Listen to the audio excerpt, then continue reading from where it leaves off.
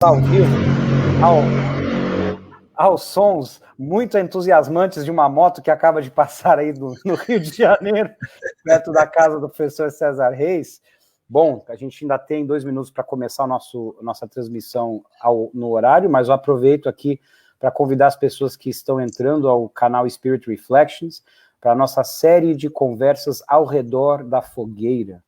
Um momento onde a gente volta para aquela ancestralidade de estar como crianças, olhando para o céu, imaginando com encantamento a beleza do Criador e procurando entender, através de uma reunião na comunidade, acendendo um fogo que purifica, um fogo que aquece, um fogo que ilumina e que promove uma troca de ideias, de amizades e de sementes aí que são jogadas no intelecto, no coração de todas as pessoas da comunidade. E como a gente tem a bênção da tecnologia hoje, e por bem ou por mal, a gente está na quarentena, vamos aproveitar a tecnologia e convidar as pessoas dos 4 cantos do mundo que possam compartilhar dos seus ensinamentos, da sua sabedoria, da sua jornada espiritual, acima de tudo. Como o canal fala, a gente convida pessoas para compartilharem a sua jornada espiritual, as ferramentas que elas encontraram durante o seu caminho, por onde percorreram, como elas utilizaram essas ferramentas espirituais e como estas ferramentas moldaram a pessoa que elas são hoje e o trabalho que elas desempenharam durante o caminho. Então, com essas palavras de prefácio, meu cálice se transborda de alegria, de profunda gratidão aqui, de poder convidar querido amigo e a nossa moto do entusiasmo aí, no momento certo, como um bom maestro, ela entra. Querido professor César Soares dos Reis, do Rio de Janeiro. Professor, receba o nosso abraço aqui a longa distância, carinhoso e fraterno, muito bem-vindo. Fico muito agradecido. E o professor César Reis tem uma biografia muito pequena que ele compartilhou comigo, e a gente vai conseguir dissecar outras camadas durante o nosso bate-papo, mas o professor César Reis hoje ele é um militar aposentado, professor aposentado, aprendiz do espiritismo. Mas tem muito mais do que isso, a gente vai descobrir hoje. Uma das coisas que a gente vai falar é da conexão muito cara que ele tem no coração com Fabiano de Cristo e o livro que ele publicou sobre a vida e obra de Fabiano de Cristo, chamado Mergulhando no Mar de Amor.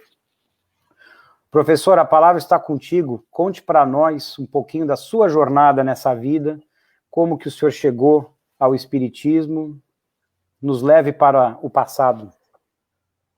Ô, meu amigo, isso não tem muita importância, mas, na verdade, eu fiquei órfão muito cedo, né? E eu tive o privilégio de ser educado pelo meu avô. Meu avô já era espírita, né? Eu me lembro, aos domingos de manhã, ele disse assim, vamos agora engraxar os sapatos.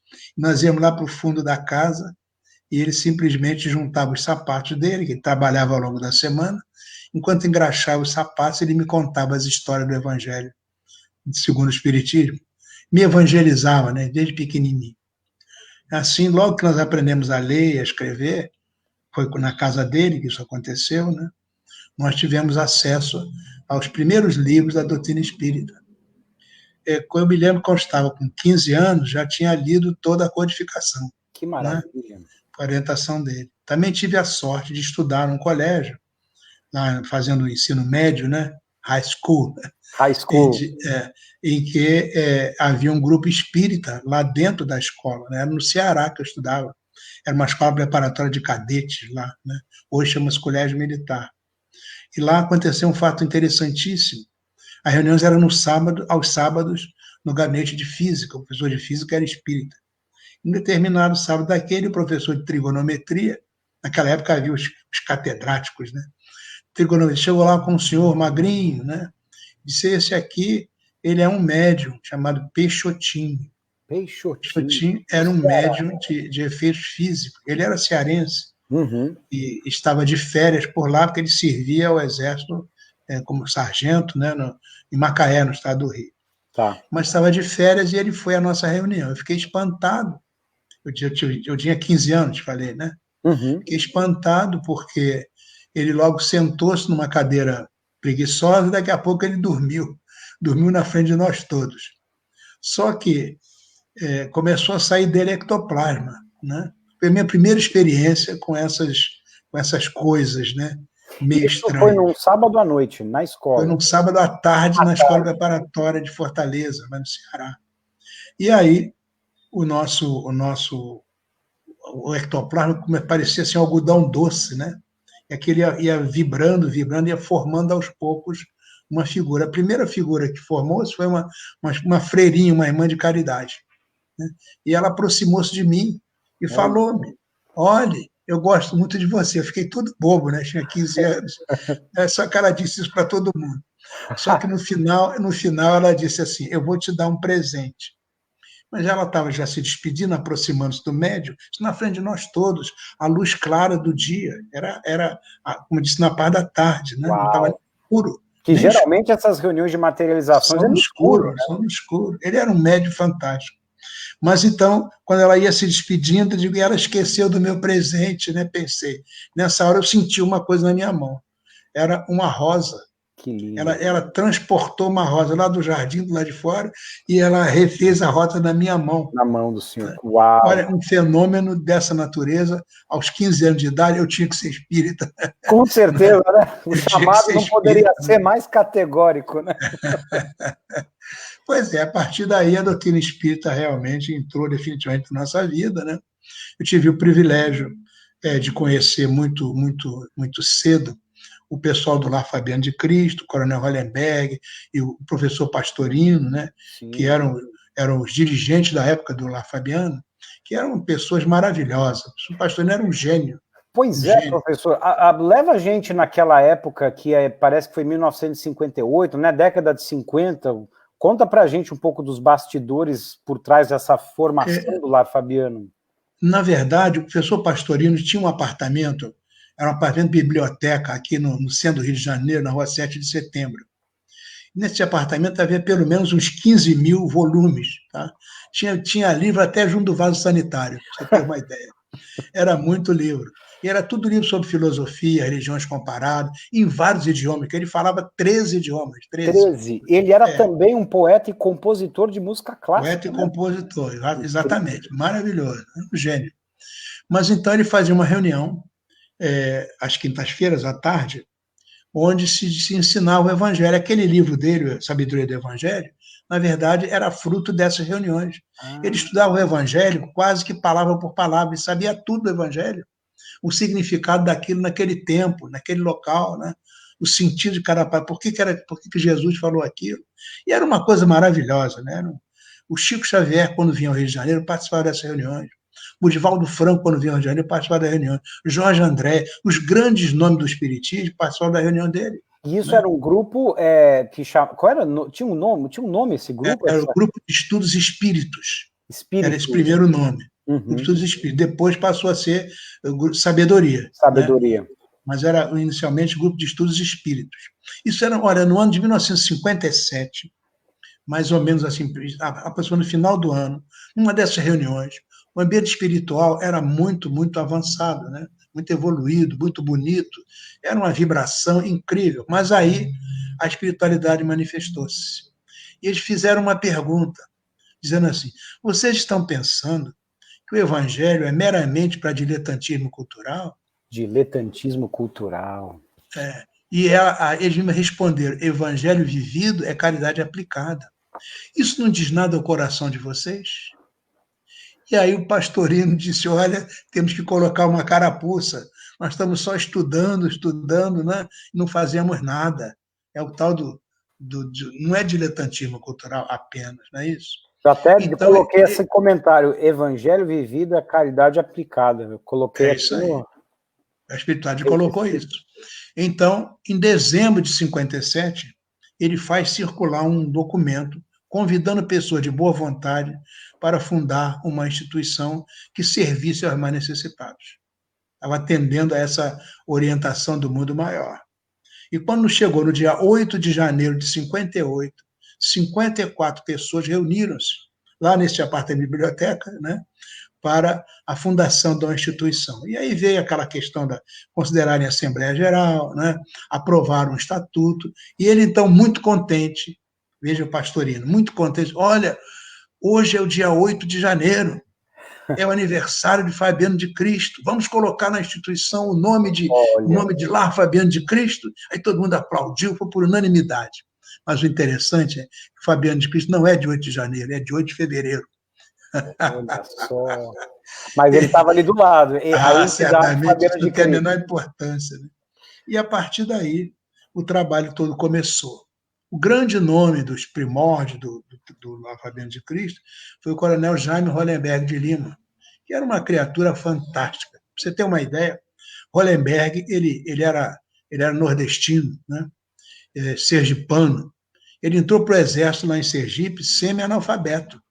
Frequentou aquela chamada escola regimental, a escola que tinha no quartel antigamente, para ensinar a ler, escrever as primeiras contas, etc. E era uma pessoa muito dedicada, muito inteligente, era de origem muito pobre, o pai dele era barqueiro. Eles atravessavam as pessoas no Rio Sergipe, de um lado para outro, e ganhavam a vida fazendo isso. Sabe? Então, Hollenberg entra para o exército, ele era forte, né? Acostumado a remar, né? Era forte, sacudido, né? E ele conseguiu muita coisa na sua vida militar. Mas, ao mesmo tempo, como era muito inteligente, ele fez aqueles chamados cursos de madureza que havia antigamente, né? Em que o antigo ginásio ele fazia lá em 1 ano e meio, depois o ensino médio ele fazia mais 1 ano e meio, e assim ele foi ganhando tempo e conseguiu concluir esses cursos preparatórios. Era sargento, servia aqui servia em São Paulo, né? E ali ele estava no limite da idade quando pôde fazer concurso para a escola de oficiais. É um caso raro de alguém que entra quase analfabeto no exército e consegue chegar. Ele chegou a coronel do exército. Incrível, né? Incrível. Você vê que homem. Mas, além disso, além dessa garra, dessa força, dessa inteligência, dessa disposição, era um homem boníssimo. Ele tinha uma formação inicial evangélica. Mas lá na cidade, em São Paulo, onde ele vivia, ele conheceu uma moça que era espírita e acabou entrando para a família dela, casou-se com ela, dona Elza, né? Elza de Siqueira Lima, casou-se com ela e aderiu à doutrina espírita e transformou-se num dos grandes espíritas do Brasil. Olha. Pois esse homem, que era um grande administrador, tomou na mão a questão do Lar Fabiano de Cristo e criou alguma coisa para sustentar o Lar Fabiano de Cristo. Nós não queremos estar pedindo dinheiro a todo mundo. Então ele criou uma organização, chamava-se CAPEMA inicialmente, que era a Caixa de Pecúlio Mauá, que vendia, né, esses planos de previdência e reservava uma parte. Aliás, isso existe até hoje. Até hoje, né? 13,3% da arrecadação é para o Lar Fabiano de Cristo. Isso é estatutário. Maravilha. Entendeu? Pra você ter uma ideia, só nesses últimos 5 anos, o Lar Fabiano de Cristo recebeu cerca de 200 milhões de reais. Chegou a ser uma das maiores obras assistenciais de caridade no Brasil, né, professor? E é uma das maiores obras de caridade do país. Né? Eu coloquei o website aqui para os nossos telespectadores, ouvintes, acessarem o link do Lar Fabiano de Cristo para lerem a respeito da organização. Lá, nesse link está toda a estrutura que foi trabalhada. Isso é muito importante. Nós temos um livretinho chamado A Espiritualidade e a Obra de Fabiano. Sim, eu tive a chance de ler esse livro, o senhor me deu uma cópia, muito lindo. Isso aí. São mensagens, né, que vêm sobretudo através do Dr. Bezerra, né, e de muitas outras entidades, e ali aparece toda a estrutura, tanto da parte negocial, você viu o livro, né, como também da parte assistencial. Nós ficamos espantados, na medida em que a legislação do serviço social se alterou aqui no Brasil, ficamos espantados que ela caminhou na direção daquilo que o Lar Fabiano fazia. Já estava escrito que o Chico Xavier que psicografou aquele material, né? Exatamente. Chico e Divaldo, foram principalmente eles dois.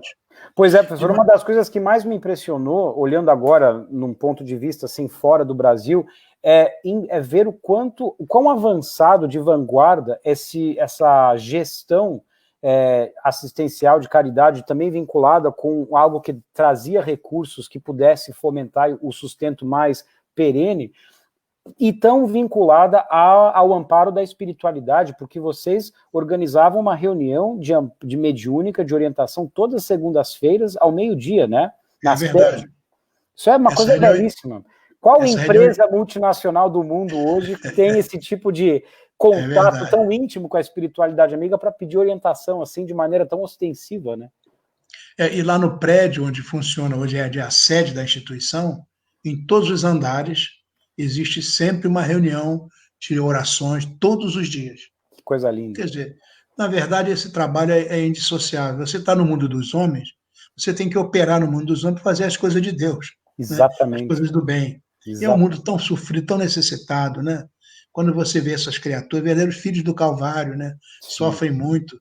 E é preciso botar recurso, educar essas pessoas. O Boulard Fabiano tem esse tópico, né? Assistir e educar. E educar é orientar na direção do bem. Essa é a proposta. São unidades unidades completas no Brasil inteiro, né? No Brasil, todos os estados da federação. Nós temos pelo menos uma unidade em todos os estados, né? O atendimento hoje atende a cerca de 40 mil pessoas todos os dias. Então, é desde educação, alimentação, saúde, completo, isso, né? As famílias, a família quando chega, ela faz uma entrevista e a gente verifica quais são as causas que geram a necessidade dessas famílias.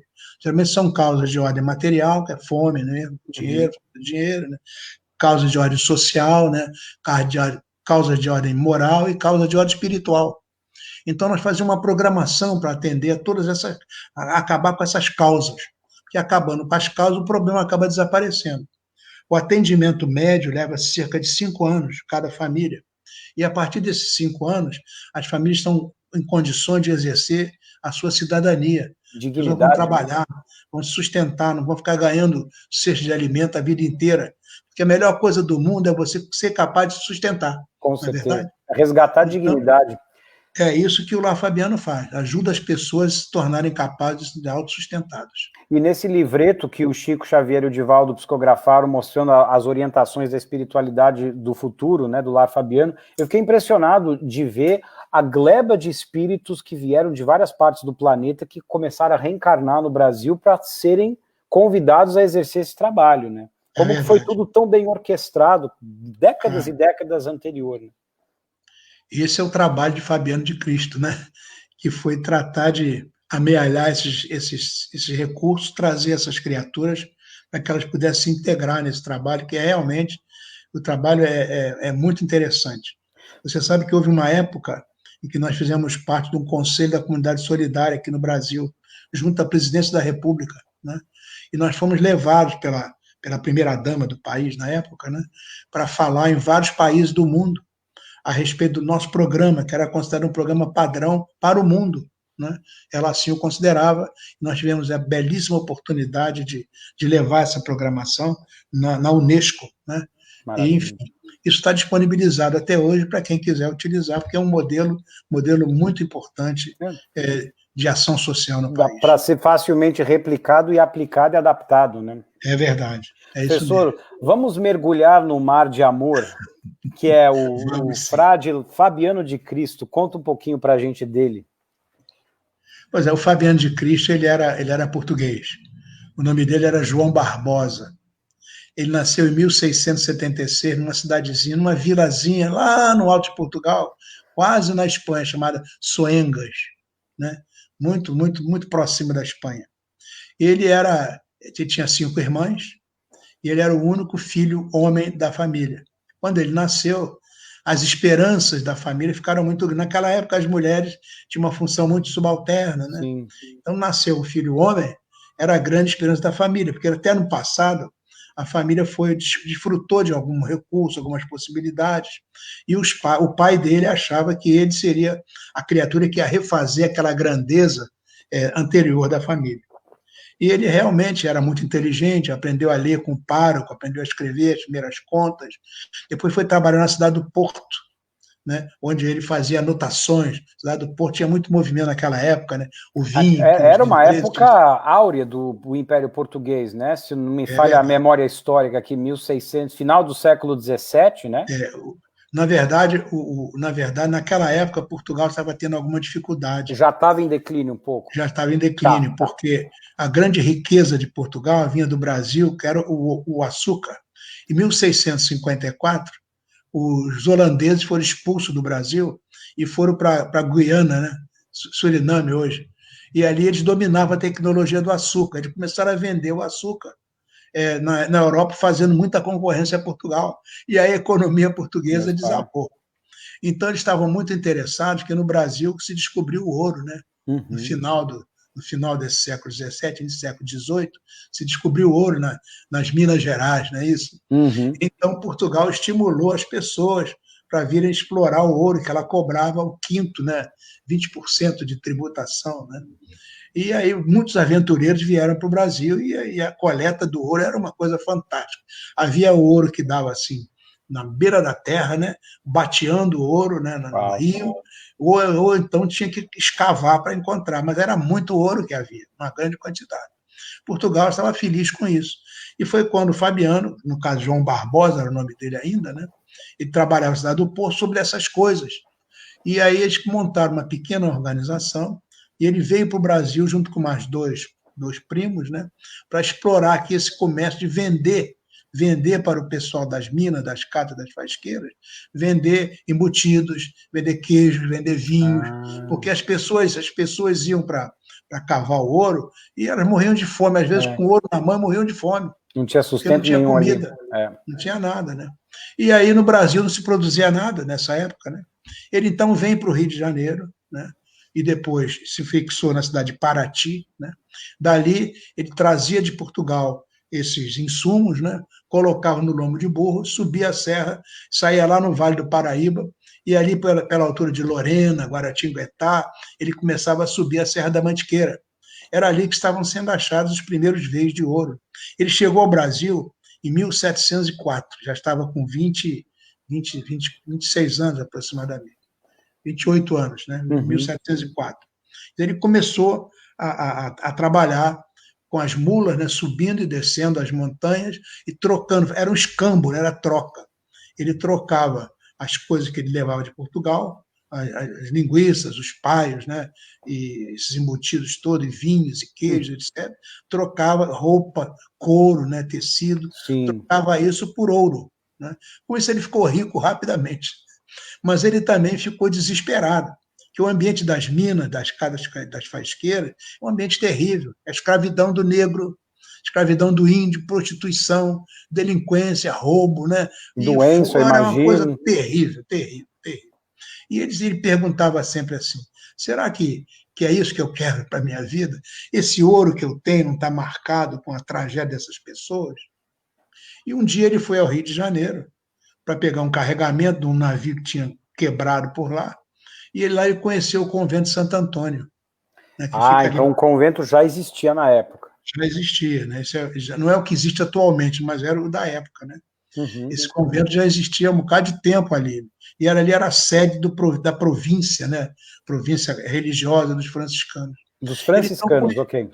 Ele conheceu ali a vida dos franciscanos e ele ficou maravilhado, aquela simplicidade, né? Aquela modéstia. E aí ele desejou ardentemente ser um franciscano. Com isso, ele teve que pegar toda a sua fortuna, deu para os pobres, deu para a igreja, mandou uma parte lá para Portugal, para a família dele. Se desfez de tudo, né? E se apresentou em Angra dos Reis, convento São Bernardino de Siena, passou lá um ano fazendo o chamado noviciado. E nessas coisas, ele não era um frei no sentido profundo, ele era um irmão leigo, porque ele não tinha estudo suficiente para isso. Entendi. Então, os irmãos leigos existiam as tarefas mais modestas, limpeza, faxina, arrumação, era isso que ele fazia. Além disso, ele tinha, nos tempos que ele andava no meio da serra, ele tinha um guia índio, e ele aprendeu com o índio o segredo das plantas, das ervas, ele fazia xaropes, ungüentos, cataplasma, entendeu? Lá nos fundos do convento, tinha uma pequena fonte de água límpida. Todos os dias de manhã ele ia lá e colhia aquela fonte, colhia da fonte aquela água numa moringa. Essa moringa existe até hoje. É mesmo? Lá no convento de Santo Antônio, aqui no centro do Rio de Janeiro. Essa moringa existe até hoje. Os copinhos que ele usava também existem até hoje. Uau. Estão guardados ali, interessante. É ali no Largo da Carioca, aqui no centro do Rio de Janeiro. Sim. Então, os médicos diziam assim, os nossos remédios não curam, mas as aguinhas do Fabiano, essas curam. Na verdade, quando ele fez o noviciado, ele mudou o nome, deixou de ser João Barbosa, passou a ser Fabiano. E a capacidade dele de tal ordem, a ligação dele de tal ordem, passou a ser Fabiano de Cristo. De Cristo. Foi por isso que ele adotou esse nome. Quer dizer, ele juntou a sabedoria da natureza através do conhecimento do índio, junto com a sua própria fé e devoção, e a água ficou ali meio que fluidificada com as ervas. É um remédio bom, meu, sem contraindicação. Além disso, você sabe que ele não era um homem, depois de algum tempo, ele passou a ser menos saudável. Em 1716, ele fez uma cirurgia no joelho. Naquela época não tinha anestesia, né? Não. Então foi uma coisa terrível, ficou manquitolando de uma perna. Ele tinha as duas pernas muito inchadas, sabe? Sofria de uma espécie de uma elefantise, uma doença que as pernas ficam muito inchadas. Uhum. Ele tinha um pouco de corcova, mas nada disso era obstáculo. Ele servia o dia inteiro lá no Convento Santo Antônio. Ele começou como porteiro, depois ele passou a ser um auxiliar de enfermagem. Ele dormia na enfermaria para cuidar dia e noite dos doentes. Naquela época, no Rio de Janeiro, tinha a Santa Casa de Misericórdia, e o único lugar que atendia os doentes era lá no convento. Quer dizer, não existiam hospitais? Não tinha hospital, né? Só da Santa Casa de Misericórdia, que era bem pequeno nessa época, né? Então, ele era um cuidador, o tempo todo cuidando. Ele fazia os xaropes, os encoentos, as cataplás, as aguinhas, e isso curava as pessoas, né? Não contente com isso, no final do dia, ele colhia lá do fundo do quintal, ele plantava as ervas dele, mas plantava também alface, plantava cenoura, plantava essas coisas, né? E no final do dia ele juntava tudo isso com as aguinhas, os remédios, e ele ia visitar os miseráveis nas favelas do Rio de Janeiro. Que lindo. Que já tinha favela naquela época, né? As pessoas que moravam nas alturas do Rio eram os descamisados, eram os foragidos, os escravos, os miseráveis de toda hora. Ele ia lá e cuidava. Um fato interessante que pouca gente sabe, ele tinha uma voz muito bonita. Ele gostava de cantar as canções lá de Soengas. Né? Então, ele juntava as pessoas, ele ia levar esses produtos, e depois vamos brincar, vamos cantar. Ele cantava com as crianças. As crianças adoravam o Fabiano. Adoravam. Você sabe, quando ele desencarnou, a fila lá no Convento Santo Antônio não terminava, a fila não acabava. Todo mundo queria ir lá e as pessoas iam tirando pedacinho da roupa dele. Tiveram que botar a roupa dele 3 vezes. É mesmo? É mesmo. O pessoal queria levar uma lembrancinha para casa. Uma lembrancinha do Fabiano de Cristo. Né? Era essa criatura fabiana, criatura extraordinária. Na verdade, segundo nos foi informado, ele é a reencarnação de José de Anchieta. Sabe que Anchieta veio para o Brasil nos primórdios, né? Junto com o Anel da Nóbrega, né? Que é e Emmanuel, né? Anchieta fazia a evangelização, sobretudo aqui do estado do Rio, né? Ali para o lado de Cabo Frio. Depois ele foi subindo em direção ao Espírito Santo. Tem até uma cidade chamada Anchieta, lá no Espírito Santo. Né? E então, José de Anchieta volta um século mais tarde como Fabiano de Cristo. Exatamente, né? Voltou como Fabiano de Cristo. E os benfeitores diziam assim, porque o José de Anchieta era um poeta, e ele gostava de escrever poemas na areia, né? Faz aqueles poemas de Maria, escrevia na areia. Então, os benfeitores diziam assim, anteriormente vieste ao Brasil para escrever poemas na areia, agora retorna para escrever um poema no coração dos homens. Que lindo. Foi o trabalho que ele fez. Que lindo, Fabiano professor. de Cristo. E ativamente ele se mantém conectado no plano espiritual às obras. Consta hoje que ele é talvez um dos dirigentes dessa cidade chamada Nosso Lar. Consta, né? Aqui o André Luiz faz tão bem, descreve tão bem. Isso aí. Como é que foi esse contato com o Fabiano através do livro que o senhor publicou, da história dele, chamado Mergulhando no Mar de Amor? Pois é, você sabe que nós começamos a ter assim umas espécie de uns flashes, né? Era como se alguém estivesse tirando alguma fotografia, e eu sabia que essas fotografias estavam colocadas dentro de mim. O que eu ia fazer com elas eu não sabia, nem sabia do que se tratava, né? Mas o senhor tinha uma história de mediunidade ostensiva durante seus anos no Espiritismo? Sim, eu pratiquei bastante a mediunidade, fazia muita psicografia. Perfeito. De vez em quando alguma coisa de vidência, alguma coisa de ouvir, né? Perfeito. Essas coisas aconteceram muito na nossa vida, né? Mas um dia me deu uma vontade grande de escrever. Eu comecei a escrever, o título era O Tropeiro, que não é nem o primeiro capítulo do livro. Eu não sabia que eu estava escrevendo a vida do Fabiano de Cristo. Então, a primeira imagem que aparece era um jovem, né, subindo a Serra da Mantiqueira, um calor terrível, as 3 mulas, muita dificuldade. Aí ele acha uma mina d'água. A água vai caindo na pedra. Ele então tira a roupa, fica só com aquele cuecão que usava antigamente, né? Ele tira os sapatos, aquelas botas, e ele se joga naquela água fresca. Oh, que delícia! E as mulas também entram e tudo, ele bebe água e tudo. Essa é a primeira visão que eu tive. E ali, depois que ele se dessedenta e fica mais calmo, mais tranquilo, ele começa a ter saudade de casa. E eu sigo o pensamento dele e vou lá para Soengas. Aí começa a perceber como é que era a vida dele lá em Soengas, um menino, né? O menino que cuidava das ovelhas, né? O menino que sentia o cheiro do pão que a mãe dele fazia, sentia tudo isso. Então, todos os sentidos do senhor estavam envolvidos. Tudo mergulhado. É como se o senhor tivesse entrado na frequência do pensamento dele. Exatamente. Entrado na sala de cinema da vida de Fabiano. Verdade. E a verdade é que essas coisas foram assim, eu fui escrevendo isso, né? Escrevi muita coisa, né? Depois houve uma reordenação, porque eu estava escrevendo fora de ordem, né? E nesses momentos, professor, o senhor, para aqueles que estão nos ouvindo, era uma espécie de transe inconsciente, que o senhor meio que dormia e sonhava, ou o senhor estava consciente, em vigília? Estava consciente, eu estava escrevendo, eu sentia que havia uma inspiração. Entendi. E eu escrevia muito rapidamente, né? Mas eu seria capaz de voltar a escrever, entendeu? Eu não esquecia, aquelas fotografias que estava lá dentro. Entendi. Então, aquele ia saindo. O mais interessante dessa história, Fred, é que você sabe, a minha formação é matemática, né? Uhum. Nunca foi história, nunca foi de história. Eu nunca fui bom nesse negócio. E o livro cita uma porção de coisas da história do Rio de Janeiro, da história do Brasil, nome de pessoas, lugares. E eu fiquei muito espantado, porque eu acabava de escrever, depois eu ia procurar. Será que existia mesmo? Será que aconteceu isso? Será que é ficção? E, por sorte, muito pouca coisa teve que se modificar, muito pouca coisa. Porque a gente tem as nossas fragilidades também, né? E esse processo durou quanto tempo, mais ou menos, professor, do livro? Olha, em menos de um mês o livro ficou pronto. Uau. Foi muito rápido, né? Ficou todo escrito, né? Depois eu fui mostrar para outras pessoas, porque eu mesmo não acreditava, né? O que é isso, gente? Mas é porque o livro ele tem essa primeira parte, que é a história da vida dele, né? Tem uma segunda parte, que é a própria organização no plano espiritual do Lar Fabiano de Cristo. Que legal. Conta isso, o livro conta isso também.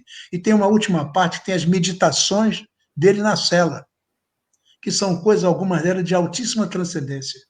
Na cela, porque fazia parte do convívio no convento de... No convento, os frades vivem em celas, né? Entendi. São celas individuais. Ele ficava largo tempo na enfermaria, né? Mas ele tinha a cela dele. Onde ele ia dormir. E ao longo dos muitos anos que ele ficou 30 anos, né? Trabalhando no convento, né? Ao longo desses muitos anos, ele teve muitas reflexões, e algumas delas estão colocadas na terceira parte do livro. Final do livro, né?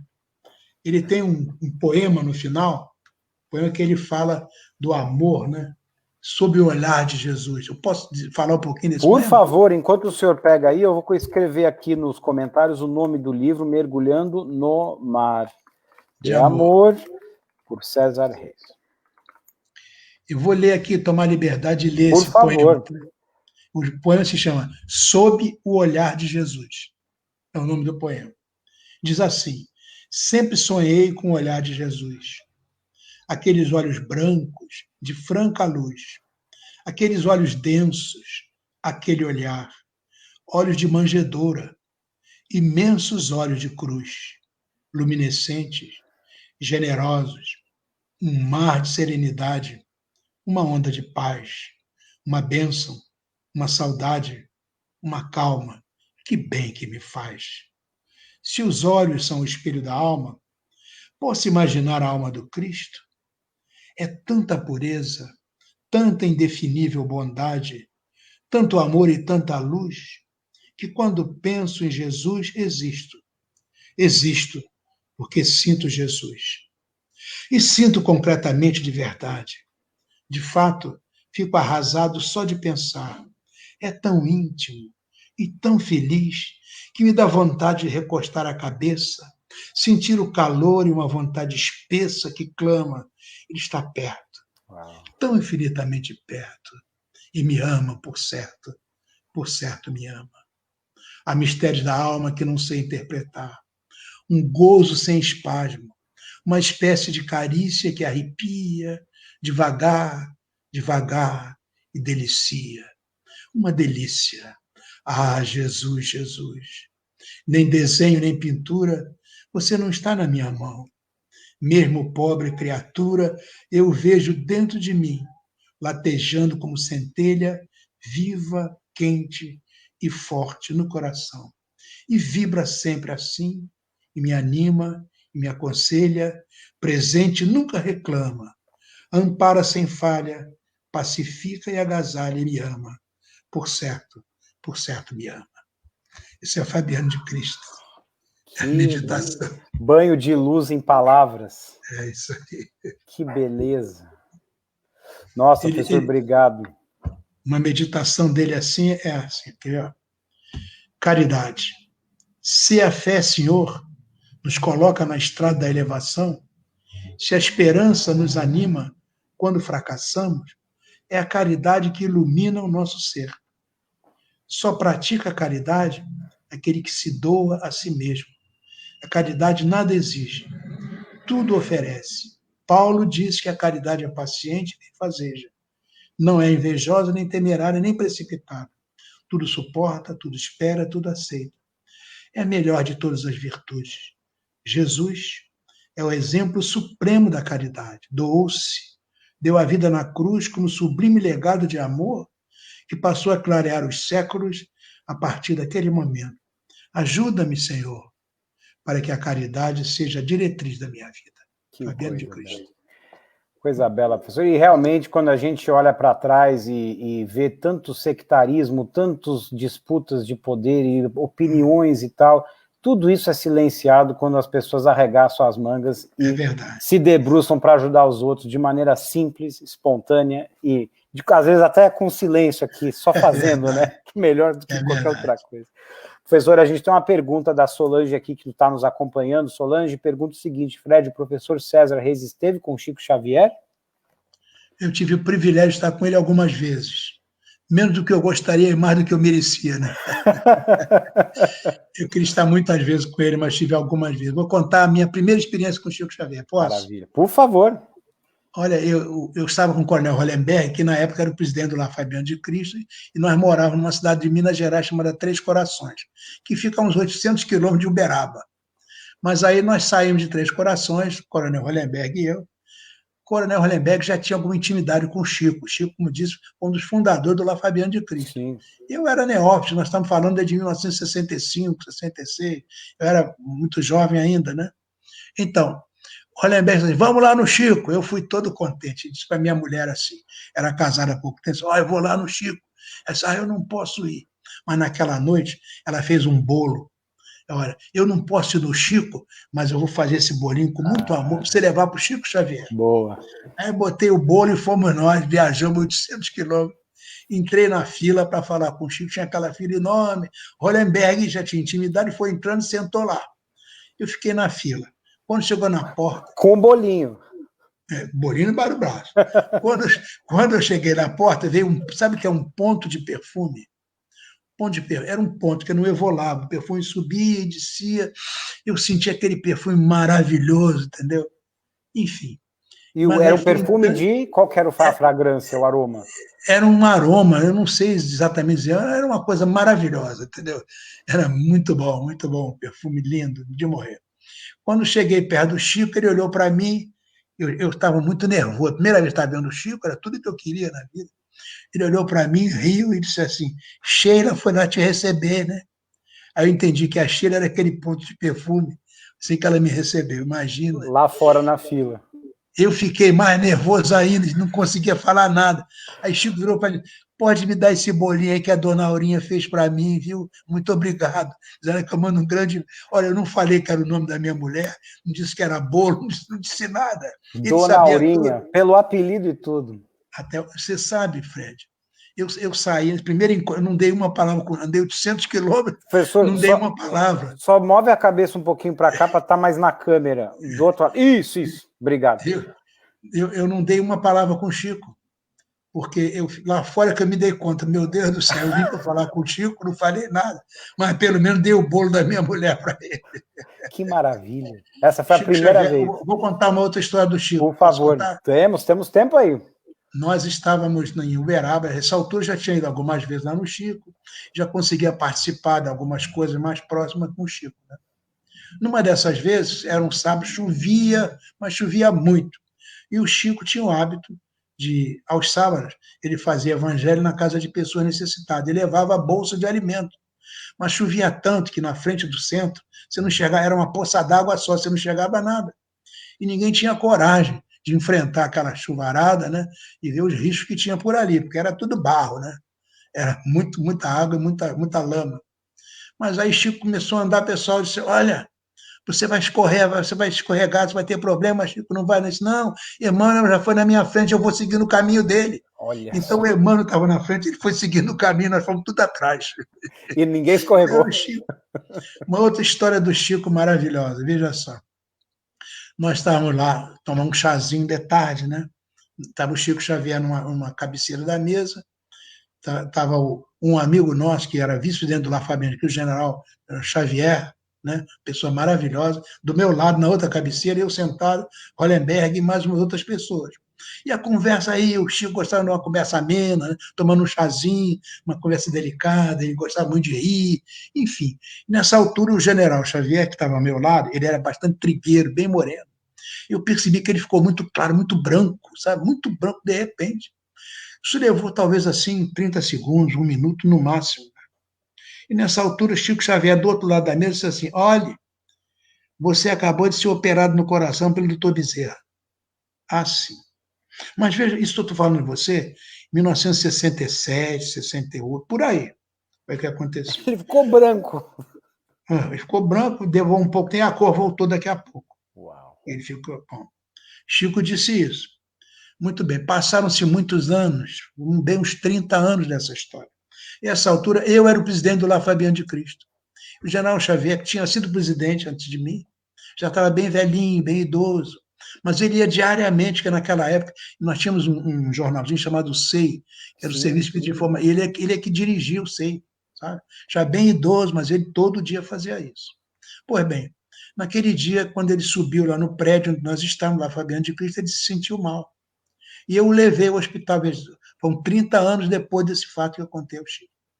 Eu o levei ao médico, ele fez vários exames de imagem, etc.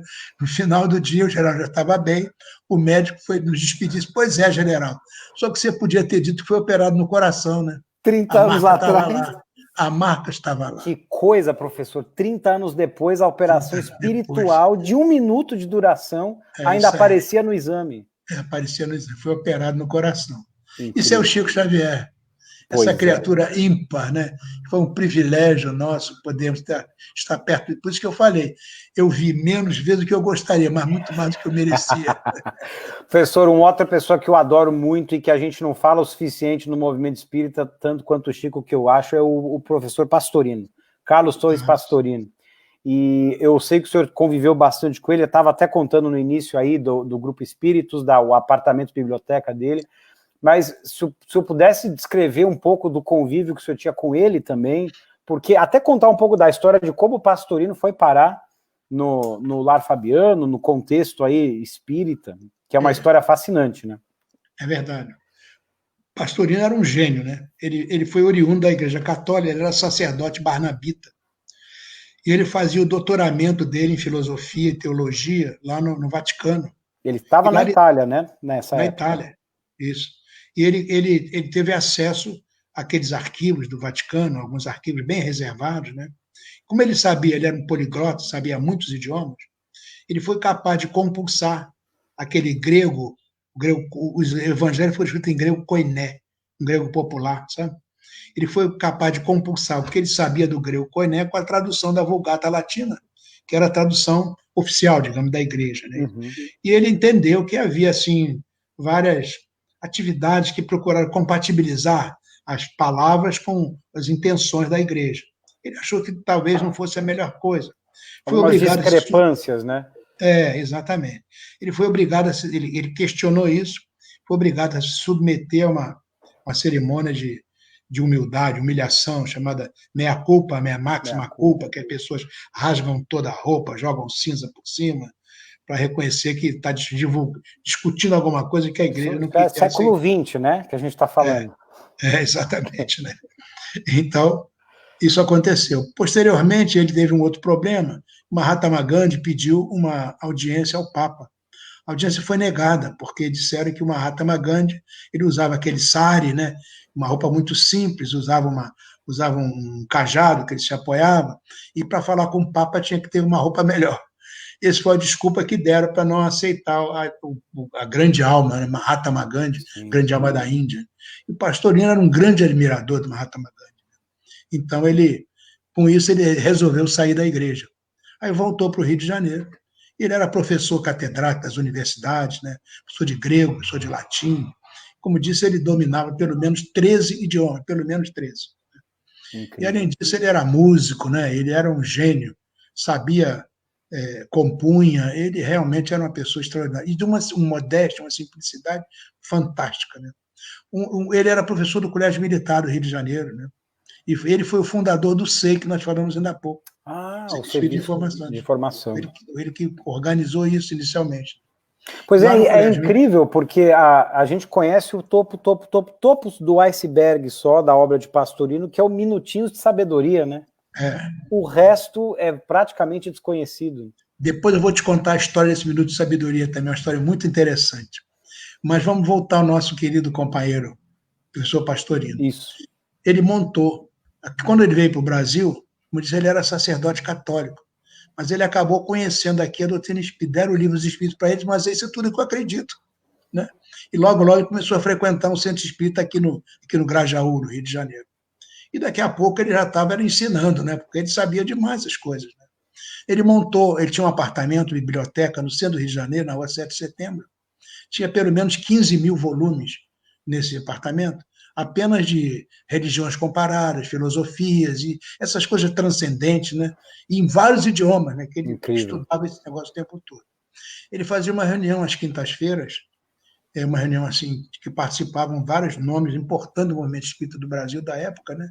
Dentre eles o Chico Xavier, sempre que ia ao Rio de Janeiro participava dessas reuniões, o Divaldo Franco, sempre que ia ao Rio de Janeiro participava dessas reuniões, enfim, eram realmente pessoas, o doutor Jorge André, por exemplo, não perdiam nenhuma dessas reuniões, né? Estava sempre lá.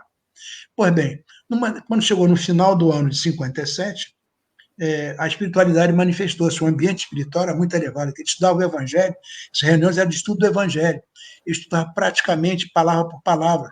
É daí que veio aquele livro dele, A Sabedoria do Evangelho. A Sabedoria do Evangelho, que eu deixo aqui para os espectadores, se vocês colocarem no Google hoje em dia, A Sabedoria do Evangelho PDF, vocês acham os 8 volumes desse trabalho. Pode baixar. É uma obra-prima. Da humanidade. É um patrimônio da humanidade. É de você beber da fonte de uma maneira tão profunda, e ele aborda com tantos ângulos a mesma passagem, metafórico, alegórico, simbólico, místico, esotérico, de uma maneira universalista. Quer dizer, é maravilhoso, maravilhoso.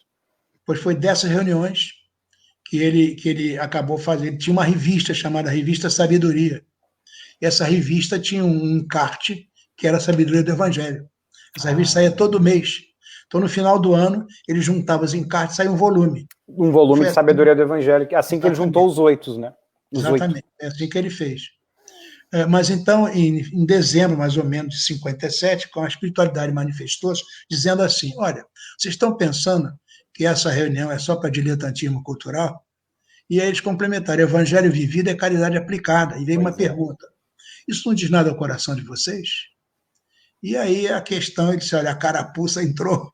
Então, preparou um estatuto, né?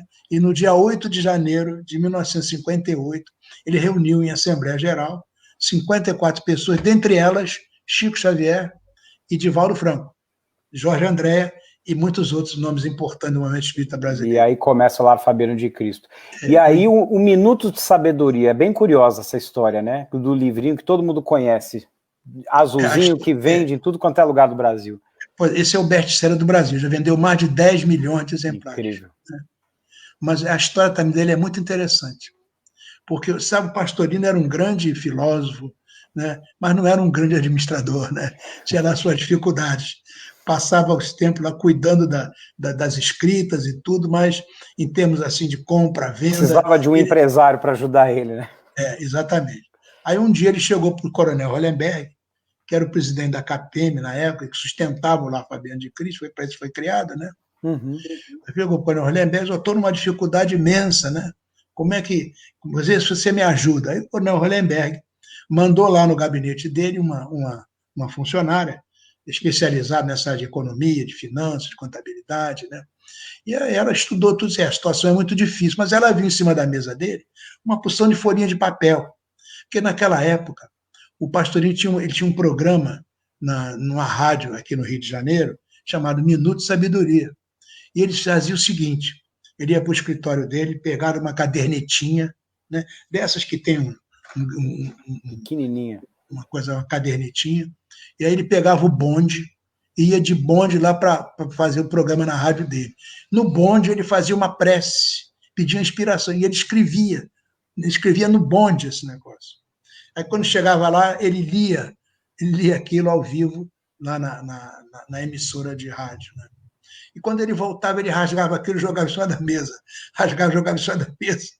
Pois essa funcionária, quando ela começou a olhar aquilo, ela ficou deslumbrada. Que coisa maravilhosa. Ouro, coisa viu o ouro linda. Ali, né? Olha isso aí, e aí pronto. Saiu a primeira edição do Minuto de Sabedoria. Isso salvou a empresa dele, a organização dele. Ele tinha uma organização, né, que estava muito mal, mas foi salvo. A partir daí, as primeiras edições foram todas produzidas por nós, né, pela CAPEM, pela obra de Fabiano, as primeiras edições. Mais tarde, a viúva, quando ele desencarnou, a viúva vendeu os direitos para uma outra organização. Mas continua até hoje sendo o best-seller do Brasil. É espantoso quão sucinto, quão sutil e quão profundo são aquelas páginas. Assim, meio parágrafo que você fica ali... E ele fez escola, né? Porque hoje existe uma grande quantidade de livros desse tipo, né? Muito bom. Esse era o Pastorino. Grande Pastorino. Um homem simples, humilde, né? Uma modéstia inenarrável. Conversar com ele era um poço de sabedoria, né? E aquilo era espontâneo, saía dele, quando você olhava, você estava tendo uma aula. Só que aquilo para ele era natural, entendeu? Ele vivia isso, estava dentro dele. E o que é belíssimo, né, professor, é a gente poder enxergar todo esse convívio que o senhor teve com ele, os frutos da obra dele em vida, e poder continuar vendo esse fruto que se faz manifestar através da mediunidade do Divaldo, que o Divaldo psicografou um livro pelo espírito pastorino chamado Impermanência e Imortalidade. Exatamente, Imortalidade e Permanência. Acho que foi publicado uns 5, 10 anos atrás, se não me engano, né? Isso. E o Divaldo mesmo me falou da dificuldade que ele teve de psicografar isso. É mesmo? Por causa do nível muito elevado. Nós soubemos que o Pastorino desencarnou em 1980, né? Uhum. Com 70 anos. Ele está na espiritualidade, ele frequenta lá, chamada Escola de Sabedoria. Que, aliás, ele criou aqui, depois de alguns anos, ele foi morar em Brasília. Ele era professor da Universidade de Brasília, professor de grego, né? E ele foi morar em Brasília, ele recebeu lá uma doação de uma área muito grande, e ele lá montou a chamada Escola de Sabedoria, que existe até hoje lá. É uma escola ecumênica. Ecumênica. Maravilha. Para você ter uma ideia, ali se trabalha até hoje, né? Reflexões sobre a obra de Gandhi, Mahatma Gandhi, reflexões sobre os grandes pensadores orientais, sobre todas as religiões, não há nenhuma diferença. São religiões, são caminhos que as pessoas procuram. O importante é que elas sejam felizes com esse caminho, não é isso? Então, é isso que ele pensava, ele era universalista. Pois entendeu? é, essa é a palavra. Eu queria tanto poder entrevistar ele aqui no Spirit Reflections, quem sabe eu dormindo e orando muito aí, angariando bastante mérito, eu consigo ter uns 10 minutinhos com ele lá na Escola de Sabedoria, no plano espiritual, para conversar. Eu sou um fã de carteirinho. Você encontra lá na Escola de Sabedoria em Brasília, muito material, a biblioteca deles, aqueles 15 mil volumes estão lá. Que maravilha. Entendeu? Você encontra lá também muitos desenhos e pinturas de grandes artistas espíritas e até não espíritas, né? Todas aquelas ilustrações que tem nos livros dele, você encontra lá. Legal. Os originais estão lá. Lindas ilustrações, tá certo? Então, realmente, ir a essa Escola de Sabedoria vale a pena. Só que hoje ele não está lá, né? Não está lá fisicamente. Então, aí a qualidade desse encontro acaba caindo bastante. Pois é. Bom, para resumir os pontos do nosso bate-papo ao redor da fogueira, hoje a gente conversou sobre o Lar Fabiano de Cristo, a história por trás do Lar Fabiano de Cristo, o próprio Frei Fabiano de Cristo, a sua biografia, o convívio que o professor César Reis teve com ele durante esse mês de escrever esse livro através de um fenômeno mediúnico muito interessante, peculiar, né? Belíssimo. E conversamos sobre Chico Xavier, o próprio Pastorino, a sabedoria do Evangelho, a Escola de Sabedoria, e todo esse material, amigos, está disponível na internet, é só dar um Google. Eu coloquei algumas coisas aqui nos comentários para vocês pesquisarem depois. E para a gente fechar, professor, eu adoraria que o senhor pudesse reler aquela oração que a gente fez juntos no preparo antes de ir ao vivo aqui ao ar, que foi uma oração, amigos, que me deixou todo arrepiado, de uma beleza, e a gente usa essa oração como as palavras de fechamento do nosso bate-papo hoje. Muito bom. Eu quero primeiro agradecer muito pela oportunidade, esse encontro, primeiro rever o meu amigo de tantos anos, né? Que alegria imensa, revê-lo forte, firme, feliz, embora de cabeça raspada. Vou fazer o quê, né? Acho que bom. Mas foi muito bom, agradeço muito, né, falar dessas coisas, essa fogueira deu um calor muito bom aqui para nós. Fico feliz. Deus te abençoe e te guarde. Amém, sempre. Professor. Obrigado a todos nós. Essa oração que você pediu, que eu vou ler mais uma vez, ela faz parte do livro Voltei, né, do nosso irmão Jacó. Né? O irmão Jacó foi um grande empresário, trabalhava com a parte de... Ele foi representante aqui das organizações Edison, e foi um pioneiro na venda de discos, né? Na venda de toca-discos. Ele foi um dos pioneiros aqui no Brasil. Frederico Figner, o nome dele, né? Figner, né? Ele é um homem muito importante, né? E ele escreveu esse livro, Voltei, é um livro maravilhoso. Através do Chico Xavier. É do Chico Xavier, em que ele fala o retorno dele ao plano espiritual. E o livro termina numa reunião muito bonita no plano espiritual, com o doutor Bezerra e grandes Saião, Guilhom Ribeiro, né? Cirne, grandes almas, e o André Luiz participa.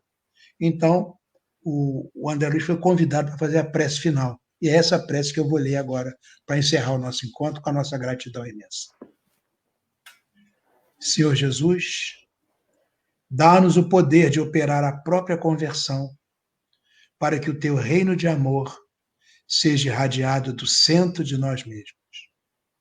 Contigo em nós, converteremos a treva em claridade, a dor em alegria, o ódio em amor, a descrença em fé viva, a dúvida em certeza, a maldade em bondade, a ignorância em compreensão e sabedoria, a dureza em ternura, a fraqueza em força, o egoísmo em cântico fraterno, o orgulho em humildade, o torvo mal em infinito bem. Sabemos, Senhor, que de nós mesmos somente possuímos a inferioridade de que nos devemos desvencilhar. Mas, unidos a Ti, somos galhos frutíferos na árvore dos séculos, que as tempestades da experiência jamais dissiparão. Assim, pois, Mestre amoroso, digna-te amparar-nos, a fim de que nos elevemos ao encontro de tuas mãos sábias e compassivas, que nos erguerão da inutilidade, para o serviço da cooperação divina, agora e sempre. E que assim seja, Senhor. Graças a Deus. Graças a Deus. Um abraço no coração, professor. Muito obrigado mais uma vez. O Geraldo Cora agradece aqui, Deus te abençoe, a dona Aurinha, a todos os familiares. Gratidão. Esse era o Fabiano de Cristo, fazia exatamente isso. Você vê, era isso que o Fabiano de Cristo fazia. Hoje em dia, só o abraço que dá para dar é assim, tem outro jeito. É a capa do livro, não sei se é a capa do livro. Olha, lindo. Olha as mãos. Belíssima capa. Vamos achar na internet. Professor, um grande abraço, fique com Deus. Muita paz, eu que agradeço. Deus abençoe. Até logo.